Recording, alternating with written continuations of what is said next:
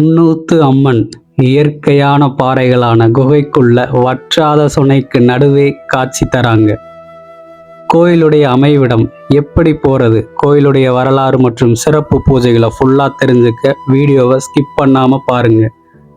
உக்கடம்ல இருந்து துடியலூர் செல்லும் வழியில குருடம்பாளையம் பன்னிமடையில இருந்து 6-7 கிலோமீட்டர் டிராவல் பண்ணா வரப்பாளையங்கிற ஊர் வரும். அதுக்கு பக்கத்துல தான் அமைஞ்சிருக்கு பொன்னூத்தம்மன் ஆலயம். அழகிய மலைக்கிடையே அம்சமா அமைஞ்சிருக்கா பொன்னூத்தம்மன். கூகுள் மேப்ல பொன்னூத்தம்மன்னு டைப் பண்ணாவே கோயிலுக்கு போற வழி வரும். நம்ம கோயிலுக்கு போக முக்கியமான காரணமே மன அமைதிக்காக தான். அதுவும் இந்த மாதிரி காடுகள் மலைகளுக்கு நடுவே போகும்போது மனசு அமைதியாகும். நம்ம மனசு அமைதியானாவே வாழ்க்கையில ஏற்படுற கஷ்டங்கள் பாதி சரியாயிரும். எது வந்தாலும் சமாளிச்சிடலாங்கிற தைரியம் மற்றும் தன்னம்பிக்கை உருவெடுக்கும். பொன்னூத்தம்மன் கோயில் எல்லா நாளுமே திறந்திருக்கும். ஆனா யானைகள் நடமாட்டம் அதிகமா இருக்கு. அமாவாசை பௌர்ணமி நாட்கள் இல்லாட்டி வார இறுதி நாட்கள்ல போலாம். நிறைய மக்கள் வருவாங்க. நமக்கும் பயம் இல்லாம இருக்கும். எங்கும் கணபதி எதிலும் கணபதி. ஆமாங்க, கோயிலுடைய அடிவாரத்துல நம்ம விநாயகர் தான் முதல்ல தரிசிக்கிறோம். ஆடி அமாவாசை நாளுங்கிறனால பக்தர்கள் வசதிக்காக வாகனங்கள் நிறுத்துவதற்கு இடையெல்லாம் சுத்தம் பண்ணி வச்சிருந்தாங்க. வண்டியை நிறுத்திட்டு விநாயகரை வழிபட்டுட்டு நடக்க தொடங்கலாம். மலை ஏறுவதற்கு கஷ்டம்லாம் நினைக்காதீங்க. கொஞ்சம் கரடுமுரடா இருந்தாலும் ஏறுவதற்கு நல்லா இருக்கும். சிறியவர்கள் முதல் பெரியவர்கள் வரை செல்லலாம். ஒரு அரை மணி நேரம் நடந்தா போதும். சரி, கோயிலுடைய வரலாறை பார்க்கலாம். ஒரு காலத்துல சஞ்சீவி மலை அடிவாரத்துல வேலப்ப நாயுடுங்கிறவர் வாழ்ந்துட்டு வந்தார். ஒரு நாள் இரவு ஆழ்ந்த உறக்கத்துல யாரோ கதவை தட்டுற மாதிரி சத்தம் கேட்டுச்சு. நாயுடுவும் யாருன்னு போய் கதவை திறந்து பார்க்கும்போது ஒரு 12 முதல் 13 வயது மதிக்கத்தக்க பெண் குழந்தை. என் பேரு பொன்னூத்தம்மன், நான் ரொம்ப தூரம் பயணிச்சு வந்தனால களைப்பாயிருச்சு, இரவு நேரம், அதனால இங்க தங்கிட்டு அதிகாலை போயிறேன்னு சொல்றாங்க. வேலப்ப நாயுடும் அவங்க இல்லத்தாரும் அந்த குழந்தைய தங்க வைக்கிறாங்க. இரவு உணவெல்லாம் கொடுத்து தூங்க வைக்கிறாங்க.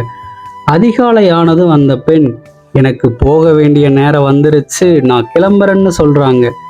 வேலப்ப நாயுடு எவ்வளவோ சொல்றாரு, அம்மா இன்னும் விடியல, கொஞ்ச நேரம் ஆகட்டும், நானே அனுப்பி வைக்கிறேன்னு சொல்றாங்க. எவ்வளவு சொல்லியும் கேட்காத அந்த பெண் குழந்தை காட்டுக்குள்ள பயணிக்க தொடர்றாங்க. என்ன இருந்தாலும் பெண் குழந்தை இல்லையா? நாயுடு குடும்பத்தாருக்கு அந்த பெண் குழந்தைய தனியா அனுப்ப மனசு ஒப்பாகல. அந்த குழந்தைய தொடர்ந்து வனப்பகுதிக்குள்ள போறாங்க. அப்போ அந்த பெண் குழந்தை ஒரு குகைக்குள்ள போய் மறைஞ்சிடுறாங்க. நாயுடு குடும்பத்தார் குகைக்குள்ள போய் பார்க்கும்போது யாருமே இல்லை. அவங்களுக்கு ஒரு அதிர்ச்சியம். ஒரு சுயம்பு வடிவால உருவான சிலை மட்டும்தான் அங்க இருக்கு. அப்பதான் உணர்றாங்க, வந்தது குழந்தை இல்லை, குழந்தை வடிவத்துல பொன்னூத்து அம்மன்னு. அன்று முதல் பொன்னூத்தம்மனை அவங்களுடைய குலதெய்வமா வழிபட ஆரம்பிக்கிறாங்க. கரடு முரடான பாதைக்கு நடுவே வந்தா ஒரு 100 படிக்கட்டுகள் இருக்கும். மேலே ஏறி போனா அங்கேயும் நம்ம முதற்கடவுள் விநாயகர் இருக்காரு. விநாயகரை தரிசிச்ச உடனே படிக்கட்டுகள் கீழே நோக்கி செல்லும்.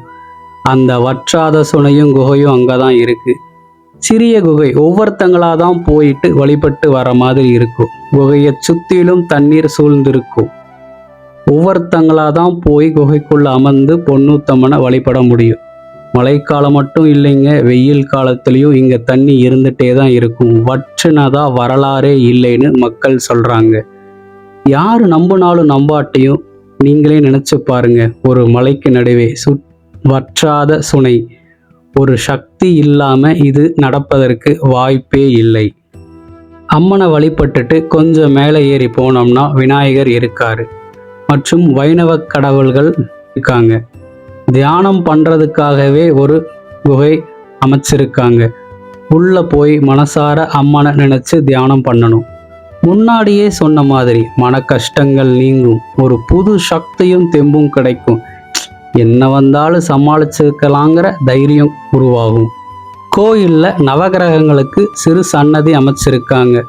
மேலும் அங்க இருக்கிற மரங்கள்ல மக்கள் தங்கள் வேண்டுதல் நிறைவேற வளையல்கள், சின்ன தொட்டில்கள், மஞ்சள் துணியில காணிக்கை, எலுமிச்சம்பழத்தை கட்டி தொங்க விடுறாங்க. இந்த மாதிரி செய்யறதுனால தங்கள் நினைப்பதெல்லாம் நடக்கும்னு மக்கள் சாட்சி சொல்றாங்க. முக்கியமான செய்தி, ரொம்ப தூரம் போயிடாதீங்க. இரவு நேரங்களில் யானை தண்ணீர் குடிப்பதற்காக இங்கே வராங்க. அதனால யானை நடமாட்டம் அதிகமாகவே இருக்குங்க. யானையுடைய சாணம் அங்கங்கே இருக்கு. யானை சாணத்தை எடுத்துட்டு போய் குழந்தைகளுக்கு புகை போடுறதுனால குழந்தைகள் ஆரோக்கியம் வீண்படும். அதே போல யானை சாணத்தை மிதிச்சா நல்லது.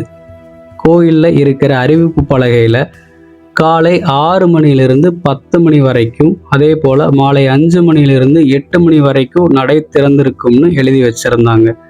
அமாவாசை, பௌர்ணமி, தமிழ் புத்தாண்டு நாட்களில் நாள் பூராவுமே நடை திறந்திருக்கும். குடும்பமாக வந்து கோயில் மண்டபத்தில் தங்கி உணவு சமைச்சு சாப்பிட்றாங்க. வர்றவங்க எல்லாருக்கும் சாப்பிடுங்கன்னு அன்போட உணவை பரிமாறுறாங்க. கோயம்புத்தூர்காரங்க இயல்பே அதுதானே, எல்லாத்துக்கூடையும் தாயா பிள்ளையா பழகுவாங்க. முக்கியமான விஷயம், ஒரு ஏணி மாதிரி படிக்கட்டுகள் அமைஞ்ச இடத்துல கார்த்திகை தீபத்தன்று தீபம் ஏற்றப்படுது. வாழ்க்கையில் மீன்பட மன அமைதிக்காக ஒரு மாற்றம் வேணும்னு நினைக்கிறீங்களா? பொன்னூத்து அம்மனை வந்து வழிபடுங்க. இது போல தமிழகத்தில் உள்ள கோயில்கள் அனைத்தையும் பற்றி தெரிஞ்சுக்க சாம்ராட் ஆன்மீக சேனலை ஃபாலோ பண்ணுங்க, ஷேர் பண்ணுங்க. நன்றி மக்களே.